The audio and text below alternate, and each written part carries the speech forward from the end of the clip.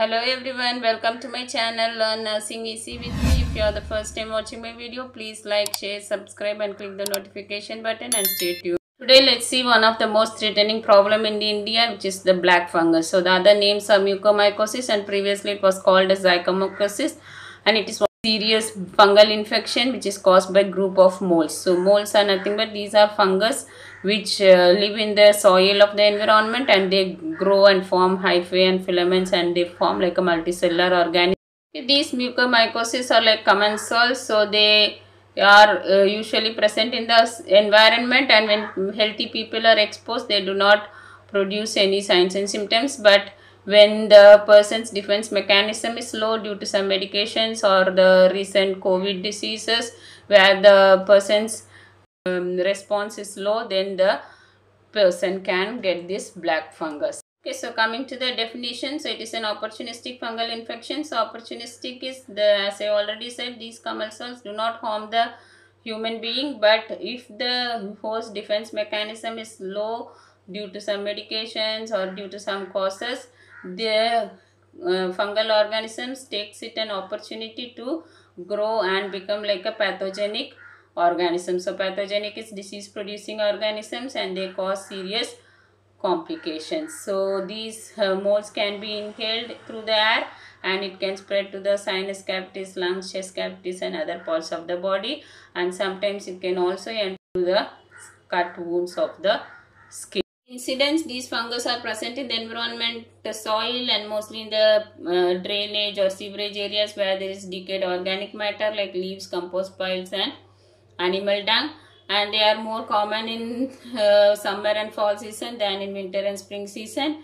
And when most people every day when we are interacting with the environment, we come in contact with this fungal mucormycosis, but they are not harmful to most people. But if the person's immune system is weak, then the infection can spread into the body. The mode of transmission, these fungal spores can enter via air through inhalation in the nose and lungs, and later through the sinuses. They can enter the eyes and eventually brain, and if it goes to the brain, it is a fatal situation. That means it can lead to death. And they can also enter through the skin cut, so that is any open wounds in the skin, then the fungal spores can directly enter into our body. And coming to the causes and risk factors, so this fungus is most common in people in post-COVID-19 treatment. So, and people if their blood sugars are low and they are taking more of steroids, antibiotics, antiviral medications, so these drugs can depress the host immune system. So when patients with COVID-19, if they have unclean hygienic practices at home, they are most prone for getting the black fungus. And overuse of steroids. Okay, so because steroids are very good in treating inflammation, so many hospitals they keep giving aggressively, they treat the patients with steroids, and this overuse of steroids can depress the host immune system and they are vulnerable to get secondary infections like black fungus. And molten oxygen pipes and humidifiers. So now in the COVID situation or pneumonia or any respiratory diseases, the persons are compelled to use the oxygen therapy. So when these oxygen systems are not maintained properly, there is so much of infections and the humidifier is not cleaned properly. These all are serves as a medium for growth of these fungal organisms, and when people are given the same oxygen which is not maintained in a hygienic way, then the fungus can enter into the humans and it can cause black fungal infection. And diabetes, especially diabetic ketoacidosis. And also upon diabetic ketoacidosis and diabetes, if the patient is taking steroids, the blood glucose is increased in the body, and this glucose and the acidic pH will serve as a medium for growth of these fungal organisms, and thereby patient will cause the black fungus infection. And immunosuppressive drugs. Okay, so patients who are on immunosuppressive drugs like in cancer treatment, that is chemotherapy drugs, they can suppress the bone marrow and suppress the immune system.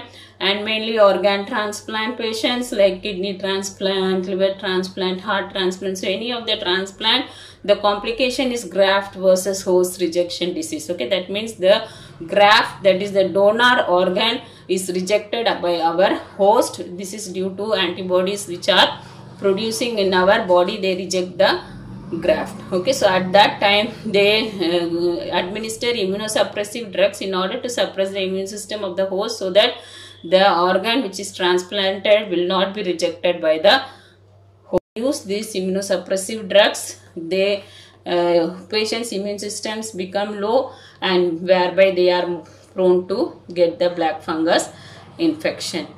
And immunocompromised patients. Okay, so patients who are immune system is weak, mainly patients who are getting treated in ICU for a longer time, malnourished patients because they don't have proper protein, vitamins which will help in enhancing the immune system, neutropenic lines, so this is nothing but the blood cancer patients and other condition where the WBCs are low and it is not able to against the infection.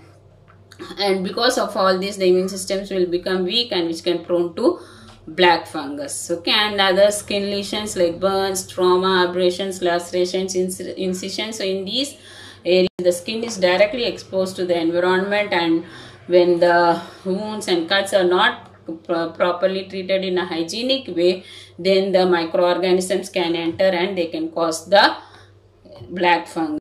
Okay, so pathophysiology, so that is how the black fungus is spreading in our body. So either through a cut in the skin or via air, this fungal infection, it enters in our body and they start finding a part where they can invade and grow, so mainly in the nose and the sinuses. So these areas it will go and lodge in the blood vessels and take the nutrition, and they will keep spreading.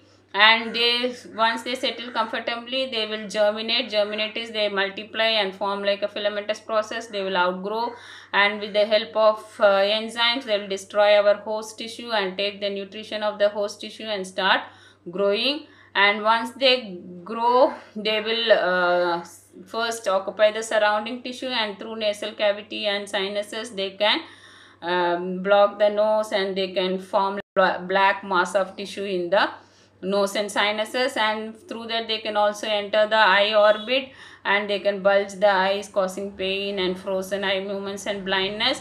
And later they can enter into the cranial cavity by putting a burr in the skull, and they can go and block the arteries and veins in the brain, causing hemorrhage and stroke in the brain.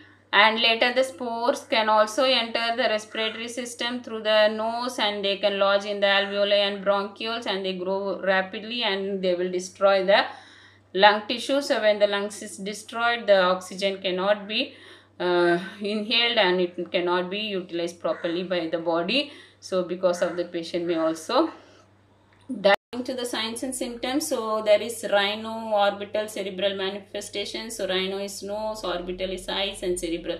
So mainly in these areas the manifestations are common. So there will be one-sided facial swelling and one-sided facial pain and numbness, facial distortion, that is shape of the face will be distorted, and cheek bones will pain, excruciating headache, so very severe headache, nasal sinus congestion, so all the area of the face will be congested, and you can see black color lesions. Okay, so black fungus is a colloquial term. It is called black fungus because the body there is black lesions mainly in the nasal bridge and upper inside of the. This black color becomes spread in the other parts and they become more severe, and the teeth and jaws become loose, and if it enters the brain there will be altered mental status, confusion, coma. So coma is without any response to the environmental stimuli. And when it spreads to the eye, there will be eye swelling on one side, distorted eyes, hazy or poor vision, and bloodshot. Okay, so that means the eyes will become red in color. And the pulmonary manifestation, when it is entering the lungs, it can cause fever, cough, chest pain, and shortness of breath. And cutaneous skin manifestations, there will be pain, warmth, redness, swelling around the wound, blisters, and infected area will become like a necrotic area, that is black in color. And GI manifestations will be abdominal pain, nausea, vomiting, and GI bleeding. And next, coming to the treatment, so because it is a fungal infection, the only treatment is we have to administer with antifungal medications. So there is amphotericin B And the nursing management while administering this amphotericin B is the drug is photosensitivity drug. So whenever we are administering the drug, it should be covered with a carbon paper. Action will be preserved. And amphotericin B has also more side effects of it can cause kidney diseases. And when patients are prone for kidney diseases, then amphotericin B is contraindicated. So in that time we can give posaconazole tablets and isavuconazole tablets. So these are all antifungal treatment. And whenever we are treating patients at hospital, and if the blood sugar is high, we have to have blood sugars under control and judicious use of steroids. So steroids should not be used unwantedly unless and until it is very essential to treat the inflammations. We can use the steroids and other antifungal antibiotics. So all these medications should not be used in a higher or potent doses. So only in an acceptable level they have to be used. And the other surgical management is endoscopic evaluation of the nasal cavity and surgical debulking. Okay, so when the nasal cavity becomes black and there is necroted tissue in the nose, you have to remove all the necroted tissue and whatever swelling, everything is there, so that has to be removed. So when this surgery is done, the person will go for disfiguring, and later he can also do a nasoplasty. And orbital exentration. So here the orbit, so orbit is where the eye is situated. That bone is called as the orbit. So here they do a surgery, so they can remove the eyeball and the eyelids. So whatever areas the black decayed tissue is there and swelling is there, so those areas will be removed, and the remaining portion you can keep artificial eye or something and close the eye for cosmetic purpose.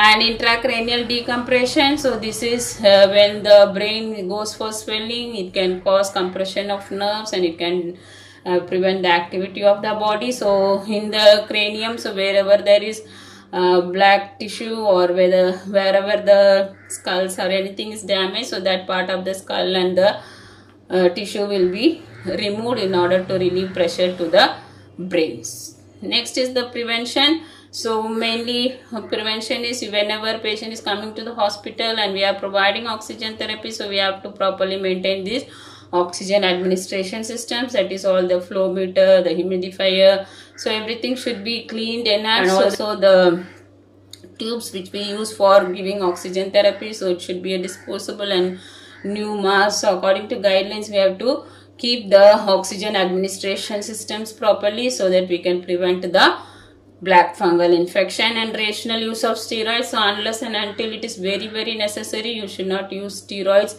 especially with diabetic patients.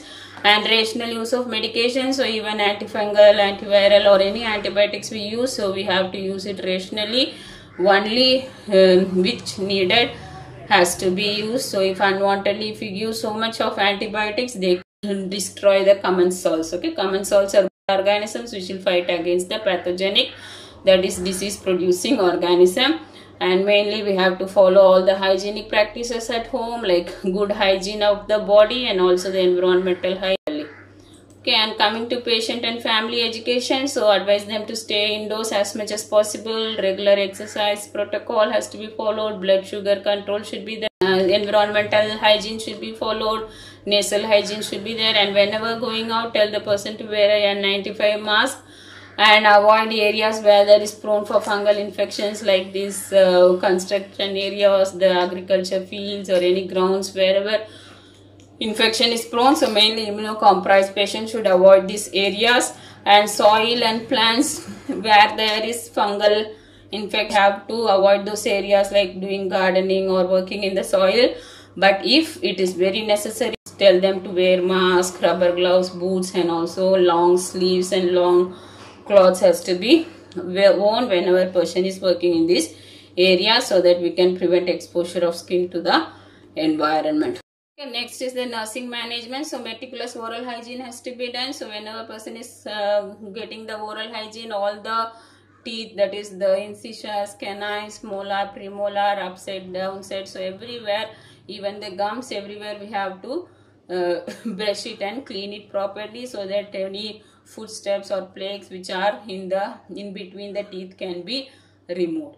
Okay, and we have to tell the person to do saline water gargles early in the morning and also before sleep.